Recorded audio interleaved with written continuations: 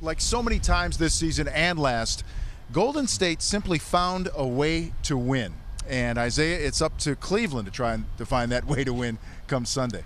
Yeah, Cleveland did all the right things defensively. They struggled offensively. And when you talk about Cleveland, you never think that this would be a team that you're talking about struggling offensively against Golden State. You think they would be struggling defensively. But they did an outstanding job on the defensive end in holding Clay and Thompson down from their explosion.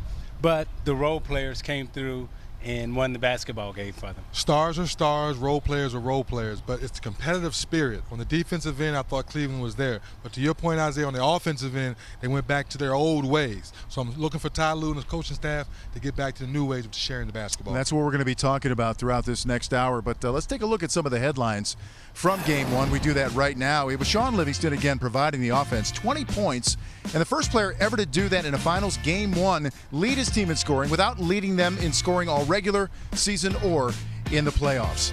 Meanwhile, LeBron James, he had good numbers, 23, 12, and 9. But were they clean? Were they efficient overall? 6 of 14 at the rim in Game 1. And there was very little splash. Klay Thompson, Steph Curry combined for 8 of 27, 20 points, their lowest point output together the last 2 seasons. Right now, let's hear from the Warriors the day after opening with a win. We have a lot of depth, so we have faith that our players are going to come in and play well. But you can never plan for that. You just you do what you do, and it's up to the players. And they did a great job last night. And obviously, in particular, Livingston and Barbosa and Iguodala off the bench were terrific. But it also just gives the defense a different look to have to deal with. They guard me and Clay a different way than they would guard Shaun, and so you have to make those adjustments in game and know, I guess what their game plan is going into it. And it's as a defender, is how hard it is to kind of make those in-game adjustments on the fly. And so you try to use that to our advantage. The one thing we always preach about is our depth, and we've trusted in that all year, and last night it showed up in a major way for us. So, it was good to have other guys step up, especially in the light of the struggles that, Clay and Steph had, and we know they won't struggle like that all the time, but, to be able to win the game the way we did, with those guys struggling like that says a lot about this team. Agree with that wholeheartedly. Stat of the night presented by Corona Extra, and it's the Warriors starting well in the finals and finishing with a ring. That's been the case for them. Win Game 1 and win the series. Lose Game 1, lose the series, dating all the way back to 1956 when they were in Philadelphia. But really, guys, the story of this game, and you heard the Warriors talking about it, the bench play. Dennis, 45-10, outscoring Cleveland's bench.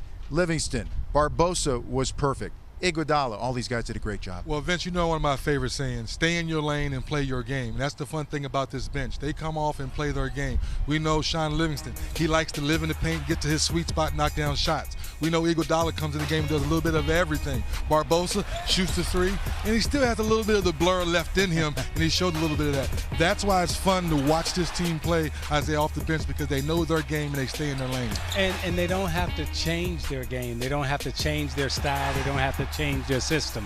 When you look at other teams, when their role players or their bench players come in, they actually change the way they play.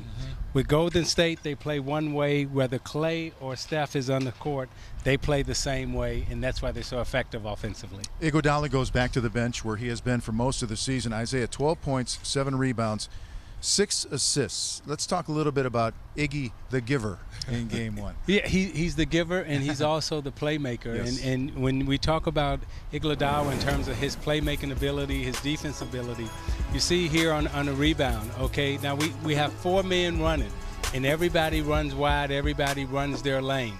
Okay, we got a 4-on-3 fast break.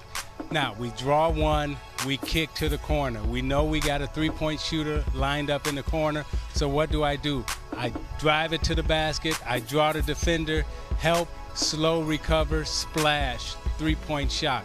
Again, I drive to the basket.